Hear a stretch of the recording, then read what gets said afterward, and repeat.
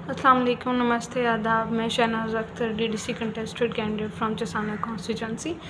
मैं सबसे पहले आप सबके सामने हाज़िर हूँ डीडीसी प्लान्स के डिस्कशन के बारे में। ठीक है, मैं इतने दिनों से कंटिन्यू देख रही हूँ कि जो डीडीसी प्लान्स जो है दिए हैं हम लोग उसको देख रहे हैं, और उसमें जो है हमें पर्सनली कुछ एरिया को इग्नोर किया गया है।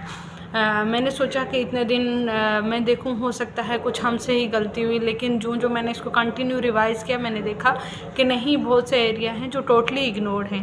फॉर एग्ज़ाम्पल हम कोटली को लेते हैं, गुलाबपुरा को लेते हैं, या तुली लोअर ए को लेते हैं, और भी बहुत सारे एरियाज़ हैं जो शायद मेरे नोटिस में ना आए हों। बहुत सारे एरिया जो टोटली इग्नोर्ड हैं। मैं डीडीसी साहिबा से पूछना चाहती हूँ कि ऐसा क्यों हुआ? क्या हम लोग उस एरिया का हिस्सा नहीं है? क्या उन लोगों ने मेजॉरिटी में आपको वोट नहीं दिए, शायद इसलिए ये एरिया अफेक्टेड कर गए? ऐसा नहीं होना चाहिए। जो इंसान पावर में होता है उसे सबको ध्यान में रखना चाहिए, और मेजॉरिटी और माइनॉरिटी दोनों को साथ लेके चलना चाहिए। पावर का प्रॉपर यूटिलाइज तब होता है जब हम इक्वली हर इंसान को ट्रीट करते हैं। क्या ये प्लान सिर्फ असोत एबी के लिए ही आया है? क्या ये प्लान सिर्फ आपके सराउंडिंग के काम के लिए ही आया हुआ है? ऐसा नहीं करना चाहिए। मैं अपने अगर पंचायत की बात करूँ न्यूसी की, तो वो काम जो है पर्टिकुलरली कुछ ऐसे लोगों को दिए हैं शायद उनको उनकी नीड भी ना हो। ऐसा क्यों है? और पर पंचायत 6 लाख रुपए आया हुआ इस प्लान का। क्या वो 6 लाख रुपये पूरा यूटिलाइज हुआ? मैं इस चीज़ को पूछना चाहती हूँ आपसे, क्या 6 लाख रुपये इतने ही कामों में यूटिलाइज हो जाएगा? अगर नहीं तो हमारे साथ ये इनजस्टिस क्यों है? तुली लोअर के साथ में उन्होंने हमेशा जो है अपने काम को लेके वो बहुत ज़्यादा सीरियस हैं, और वो पूरी अपोजिशन कर रहे हैं। मैं उनके साथ हूँ, चाहे हमें डिस्ट्रिक्ट एडमिनिस्ट्रेशन तक जाना पड़े, हम इस चीज़ के बारे में डिस्कशन करेंगे।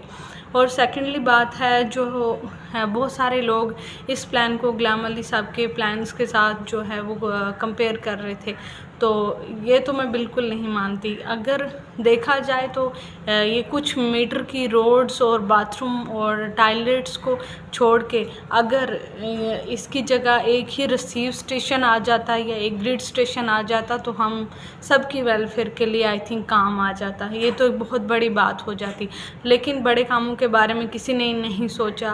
वो ग्रिड स्टेशन अगर आता या रिसीव स्टेशन आता तो मुझे लगता है चाय फगोली तो क्या बहुत दूर तक जो है वो हमारी लाइट अवेलेबल होती, और हम जो 5 और 10 दिन इस वजह से प्रॉब्लम में रहते हैं वो हल हो जाती। बट ऐसा कुछ नहीं हुआ।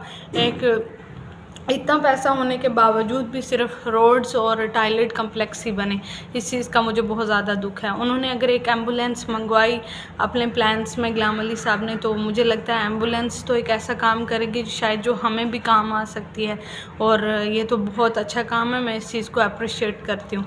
ये तो बिल्कुल कंपेयर नहीं हो सकता। और उसके बाद सीजनल सेंटर की बात है, 3-4 दिन हो गए कंटिन्यू, हर दिन एक नई लिस्ट आती है, हर दिन एक नया हंगामा खड़ा होता है। तो मैं बीडीसी साहिब से गुजारिश करना चाहती हूँ कि वो इस चीज़ को रिवाइज़ करें और देखें। लोग जो बोल रहे हैं हमारे साथ जो है पार्शलिटी हुई है, कुछ लोग जो है 12th बेस पे सेलेक्टेड हैं बट MA BEd वाले बैठे हैं, तो मुझे लगता है क्वालिफ़िकेशन ज़्यादा मैटर करती है, क्योंकि 12th से ज़्यादा MA BEd में टाइम लगता है और उनके पास एक्सपीरियंस भी होता है। अगर उनके साथ इनजस्टिस हुआ है तो क्यों हुआ है? ऐसे लोगों का नाम क्यों उसमें रखा है जो शायद उस चीज़ के हकदार ही नहीं है? अगर हैं तो सेटिस्फाई करना चाहिए लोगों को कि उनको किस बेस के ऊपर लगाया गया है। अगर देखा जाए तो इस प्लान में हमारी रोड भी आ सकती थी, सुंगड़ी चुचाना। उस डॉक्यूमेंट्स में शायद आई थिंक कब से उस पर ब्लैक टॉप पड़ा है, बट किसी ने ध्यान नहीं दिया। डीडीसी साहिबा ने जो प्लान जो है आज दिया है, सिर्फ रोड्स और सिर्फ टॉयलेट कम्प्लेक्स और मीटर्स की रोड के बीच में आई थिंक ये रहा है, और बहुत सारे एरिया को इसलिए निगलेक्टेड रखा है क्योंकि वो उस टाइम मेजॉरिटी में शायद आपके साथ नहीं थे। लेकिन वोट्स के बेस पे आई थिंक काम नहीं होना चाहिए, काम तो इक्वालिटी के बेस पे होना चाहिए जिसकी ज़रूरत होती है। इसलिए मैं इस प्लान को बिल्कुल अपोज करना चाहती हूँ। थैंक यू, शुक्रिया।